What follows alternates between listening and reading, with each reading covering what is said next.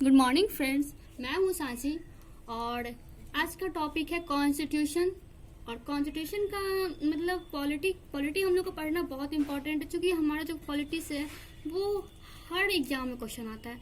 वो हमारा और इसके एग्जाम से भी ज़्यादा इम्पोर्टेंट है कि हमको अपनी डेली लाइफ के लिए या फिर हमको इसकी जानकारी होना बहुत ज़रूरी है। इसकी नॉलेज हमें होना चाहिए। हर एक व्यक्ति को कॉन्स्टिट्यूशन हमारा जानना बहुत ज़रूरी है। इसलिए और हमारा कॉन्स्टिट्यूशन बनने का पीछे कारण क्या था, क्यों हम इंडिया को लगा कि हम एक इंडिया को कॉन्स्टिट्यूशन चाहिए।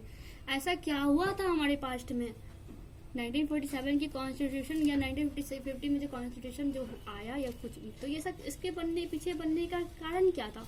कुछ तो हुआ होगा जो हमारा इंडिया भी सोचा कि नहीं, हम लोग को भी कॉन्स्टिट्यूशन चाहिए। तो पहले यहाँ पे हम लोग हिस्टोरिकल बैकग्राउंड पे आ जाते हैं, मतलब कॉन्स्टिट्यूशन का हिस्टोरिकल बैकग्राउंड। तो 1600 में ब्रिटिश जो है वो इंडिया में आए ट्रेडर्स करने के लिए, मतलब व्यापार करने के लिए। ईस्ट इंडिया कंपनी के फॉर्म में आए थे वो ईस्ट इंडिया कंपनी के लिए, और एलिजाबेथ से वो जो थे ये व्यापार करने का उससे हक मतलब अधिकार प्राप्त करके आए थे। एलिजाबेथ से जो है ईस्ट इंडिया कंपनी जो है फर्स्ट टाइम ब्रिटिश मतलब इंडिया में आके उसका अधिकार प्राप्त करने के लिए एक एक्सक्लूसिव राइट लेके आए थे। और इसमें क्या हुआ था, वो कि चार्टर वहाँ पे ग्रांटेड करवाए थे एलिजाबेथ से द्वारा, और उसलिए आए यहाँ पे।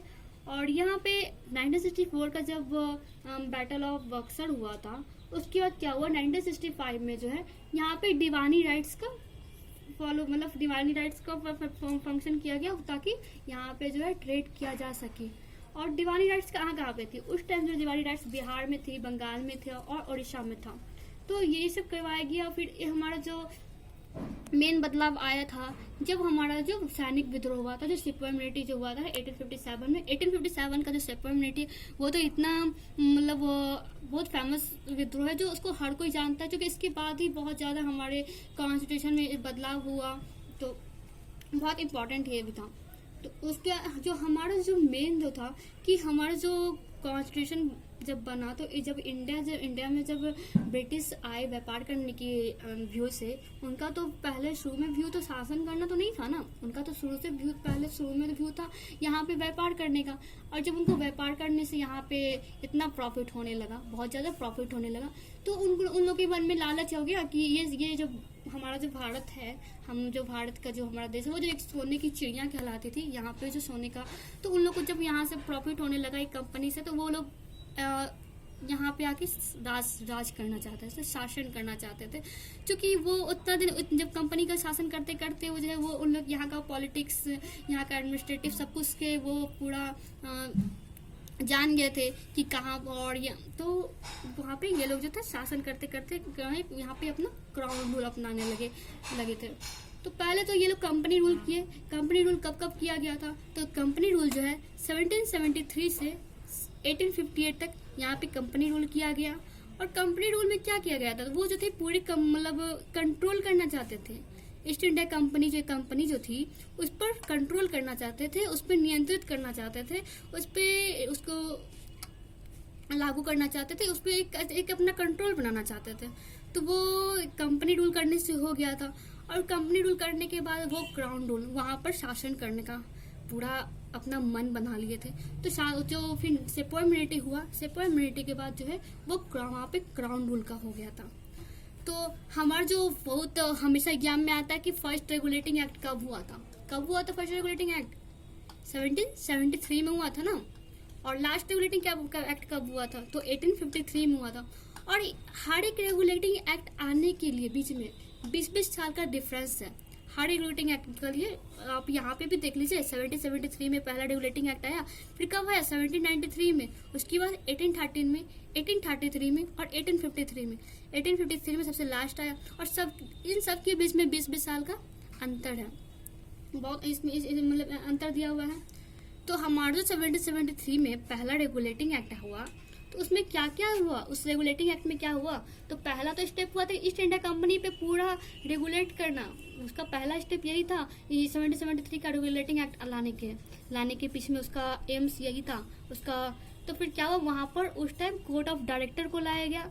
तो जिसमें जो कोर्ट ऑफ जो डायरेक्टर होती है वो कंपनी को आंसर करने के लिए, या फिर कंपनी में क्या हो रहा है नहीं हो रहा है, वो कोर्ट ऑफ डायरेक्टर जो है वो ब्रिटिश ईस्ट इंडिया कंपनी तक पहुंचाती थी कि कंपनी में क्या चल रहा है नहीं कर रहा था। वो आंसरेबल होती थी कंपनी पे वो बताने के लिए। तो और इस मतलब 1773 का रेगुलेटिंग एक्ट जो है बहुत इंपॉर्टेंट है, क्योंकि इसके बाद ही हमारे कंपनी में एक शासन करने का या फिर रूल करने का वो आ गया था। और इस एक्ट पहले क्या होता था कि बंगाल का, बॉम्बे का, मद्रास का जो प्रेसिडेंसी होता था वो अलग अलग होता था। लोग अलग अलग, हर एक प्रेसिडेंसी अलग अलग अपना अपना रूल करते थे। लेकिन इसके बाद क्या हुआ था, मद्रास को और बॉम्बे को और मद्रास को बंगाल से सेंट्रलाइज कर दिया गया था।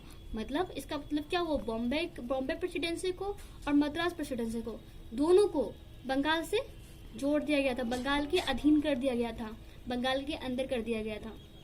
ये चीज भी 1773 के रेगुलेटिंग एक्ट में हुआ था। और गवर्नर के मतलब जो थे, गवर्नर ऑफ बंगाल के जो गवर्नर जो थे, उसको 1773 के रेगुलेटिंग एक्ट में के बाद जनरल ऑफ बंगाल बनाया गया था। मतलब गवर्नर जनरल ऑफ बंगाल बनाया गया था। जो पहले गवर्नर ऑफ बंगाल हुआ करते थे वो इस एक्ट के आने के बाद गवर्नर जनरल ऑफ बंगाल हो गए। तो ये भी चीज बहुत इंपॉर्टेंट है इस चीज के लिए कि इस एक्ट के आने के बाद क्या क्या चेंजेस लाया गया।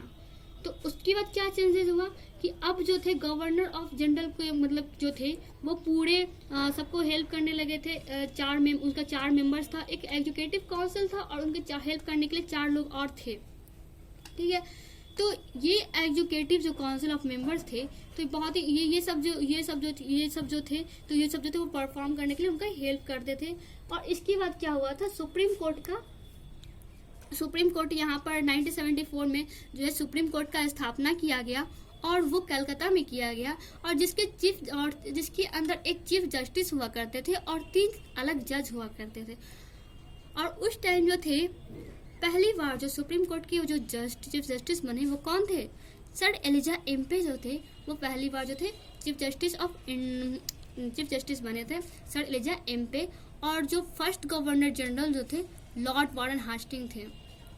इस चीज में इतना ये चीज था कि इसका ये सब जो था चेंजेस हुआ था, ये सब जो है इसके अंदर चेंजेस हुआ था। जैसा कि आप नीचे वहां पे भी फोटो में देख रहे हैं, आप लोग पेपर्स में देख रहे हैं जैसे ये क्या क्या चेंजेस आया था। और कोर्ट ऑफ डायरेक्टर के जो अनुसार जो होता है बंगाल में जो है डुअल पॉलिसी को अपनाया गया, जो पॉलिसी था उसको समाप्त किया गया था। इसका ये सब जो है इम्पोर्टेंट पॉइंट्स हैं जो इसके अंदर चेंजेस हुआ था। और पहली बार जो है इसमें पॉलिटिकल मतलब एडमिनिस्ट्रेटिव और पॉलिटिकल कार्ड को मान्यता मिली थी इस 1773 के एक्ट में।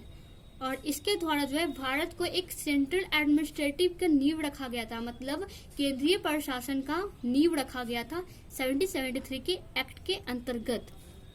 और कंपनी के जो कर्मचारी जो होते हैं, जो निजी व्यापार करते, जो कोई भी जो प्राइवेट ट्रेड करने के लिए जो आते थे, वो भारतीय लोगों को उपहार और उससे रिश्वत लेना बंद करवा दिए थे। जो भी लोग थे, जो भी मतलब कंपनी के लोग थे, जो लोग थे और जो भी प्राइवेट कार्य करते थे, कहीं पे भी ट्रेड करते थे, तो उससे जो थे रिश्वत लेना या फिर उससे उपहार लेना, दोनों से बंद करवा दिया गया था।